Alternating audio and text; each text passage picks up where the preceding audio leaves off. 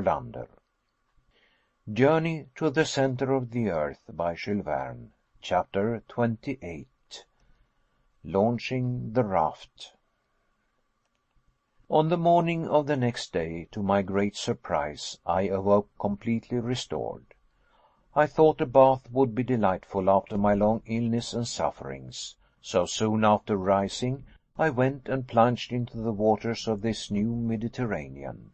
The bath was cool, fresh, and invigorating. I came back to breakfast with an excellent appetite. Hans, our worthy guide, thoroughly understood how to cook such eatables as we were able to provide.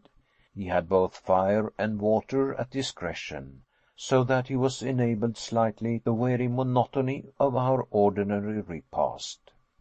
Our morning meal was like a capital English breakfast, with coffee by way of a wind-up, and never had this delicious beverage been so welcome and refreshing.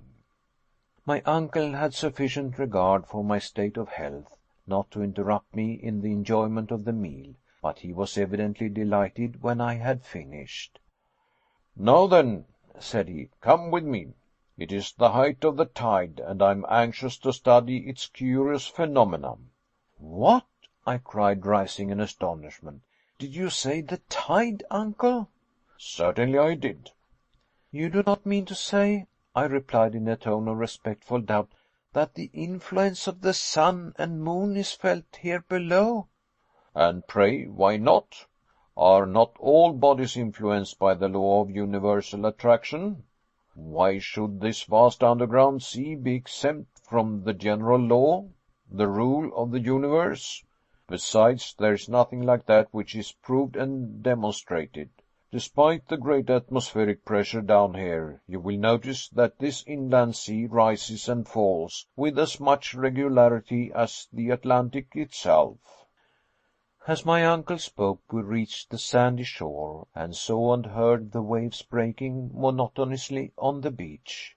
They were evidently rising. "This is truly the flood," I cried, looking at the water at my feet.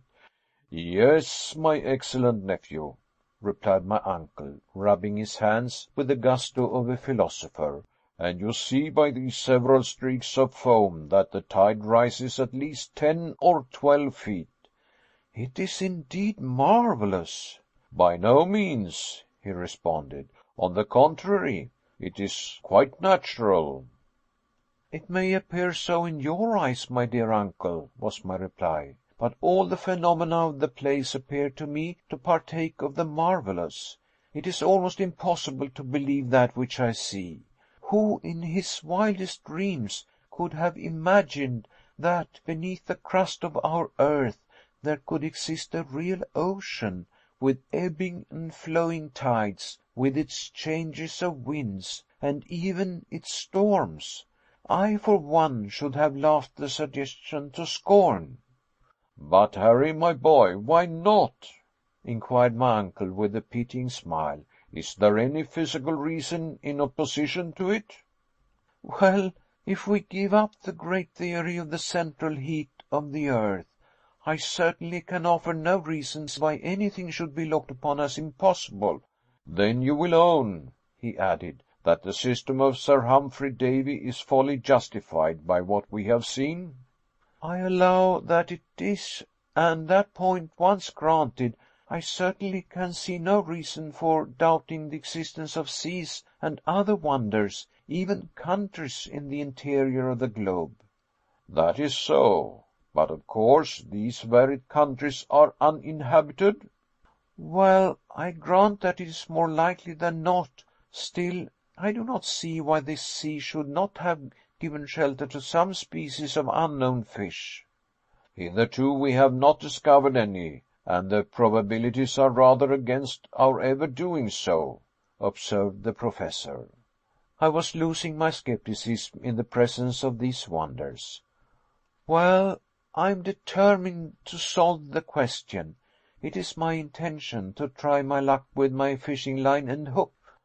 "Certainly, make the experiment," said my uncle, pleased with my enthusiasm. "While we are about it, It will certainly be only proper to discover all the secrets of this extraordinary region." "But after all, where are we now?" I asked. "All this time I have quite forgotten to ask you a question which doubtless your philosophical instruments have long since answered."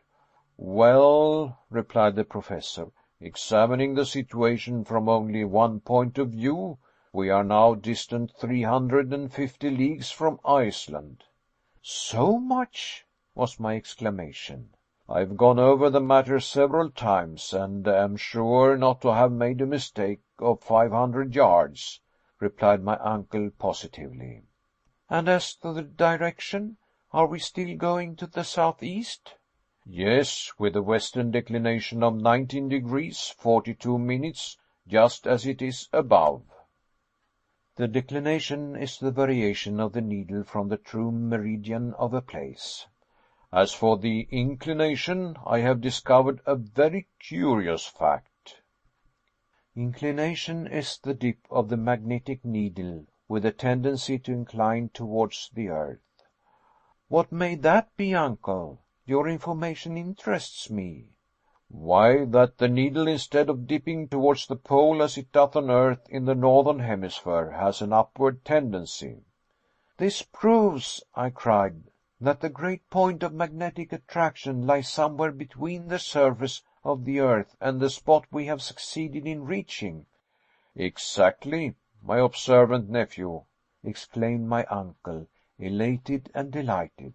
"And it is quite probable that if we succeed in getting toward the polar regions, somewhere near the 73rd degree of latitude, where Sir James Ross discovered the magnetic pole, we shall behold the needle point directly upward. We have therefore discovered by analogy that this great center of attraction is not situated at a very great depth." "Well," said I, rather surprised, "this discovery will astonish experimental philosophers. It was never suspected." "Science, great, mighty, and in the end unerring," replied my uncle dogmatically, "science has fallen into many errors, errors which have been fortunate and useful rather than otherwise, for they have been the stepping stones to truth." After some further discussion, I turned to another matter. "Have you any idea of the depth we have reached?" "We are now," continued the Professor, "exactly 35 leagues, above 100 miles, down into the interior of the earth." "So," said I, after measuring the distance on the map, "we are now beneath the Scottish Highlands, and have over our heads the lofty Grampian Hills." "You are quite right," said the Professor, laughing. "It sounds very alarming, the weight being heavy, but the vault which supports this vast mass of earth and rock is solid and safe. The mighty architect of the universe has constructed it of solid materials. Man, even in his highest flights of vivid and poetic imagination, never thought of such things. What are the finest arches of our bridges? What the vaulted roofs of our cathedrals, to that mighty dome above us, and beneath which floats an ocean with its storms and calms and tides?" "I admire it all as much as you can, uncle, and have no fear that our granite sky will fall upon our heads. But now that we have discussed matters of science and discovery, what are your future intentions? Are you not thinking of getting back to the surface of our beautiful earth?" This was said more as a feeler than with any hope of success. "Go back, nephew!" cried my uncle in a tone of alarm. "You are not surely thinking of anything so absurd or cowardly. No, my intention is to advance and continue our journey. We have as yet been singularly fortunate, and henceforth I hope we shall be more so." "But," said I, "how are we to cross yonder liquid plain?" "It is not my intention to leap into it head foremost, or even to swim across it, like Leander over the Hellespont. But as oceans are, after all, only great lakes, inasmuch as they are surrounded by land, so does it stand to reason that the central sea is circumscribed by granite surroundings." Doubtless, was my natural reply. Well, then, do you not think that when once we reach the other end, we shall find some means of continuing our journey? Probably. But what extent do you allow to this internal ocean? Well, I should fancy it to extend about 40 or 50 leagues, more or less. But even supposing this approximation to be a correct one, what then? I asked. My dear boy, we have no time for further discussion. We shall embark tomorrow. I looked around with surprise and incredulity. I could see nothing in the shape of boat or vessel. What? I cried. We are about to launch out upon an unknown sea? And where, if I may ask, is the vessel to carry us? Well, my dear boy, it will not be exactly what you would call a vessel. For the present we must be content with a good and solid raft. A raft? I cried incredulously. But down here a raft is as impossible of construction as a vessel, and I am at loss to imagine.